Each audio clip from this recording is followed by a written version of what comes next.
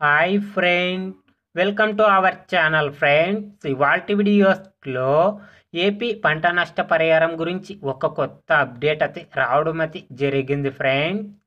ఆ అప్డేట్ ఏంటో మనం ఇప్పుడు ఈ వీడియోలనైతే తెలుసుకుందాము. మీరు ఈ వీడియోని ఎక్కడ స్కిప్ చేయకున్నట్ల చివరి వరకు చూడండి ఫ్రెండ్. అప్పుడైతే నేను చెప్పేది మీకు అర్థమవుతుంది.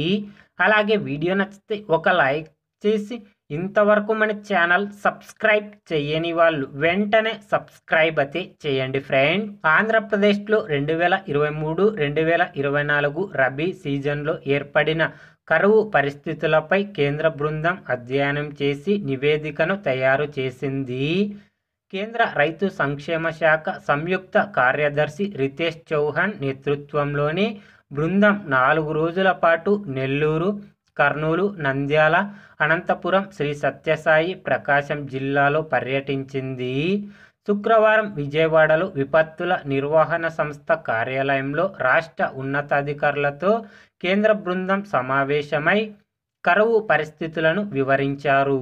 ఈ సందర్భంగా కేంద్ర సంయుక్త కార్యదర్శి రితేష్ చౌహాన్ మాట్లాడుతూ క్షేత్రస్థాయిలో కరువు వల్ల నష్టం వివరాలను ఫోటో ప్రదర్శన ద్వారా రైతులతో మాట్లాడి తెలుసుకున్నారు. కేంద్రానికి నివేదిక అందజేస్తామని చెప్పడం అయితే జరిగింది. వీలైనంత మేర బాధిత రైతుల్ని అన్ని విధాల ఆదుకునేలా చూస్తామని చెప్పడం జరిగింది. రాష్ట్ర విపత్తుల నిర్వహణ శాఖ ప్రత్యేక ప్రధాన కార్యదర్శి అజయ్ జైన్ మాట్లాడుతూ సాధారణం కంటే తక్కువ వర్షం వల్ల 33% కన్నా ఎక్కువ పంట నష్టాన్ని పరిగణంలోకి తీసుకొని 6 జిల్లాల్లో 60 మండలాలను తీవ్ర కరువుగా, 24 మండలాల్లో మధ్యస్థ కరువు మండలాలుగా ప్రభుత్వం ప్రకటించింది.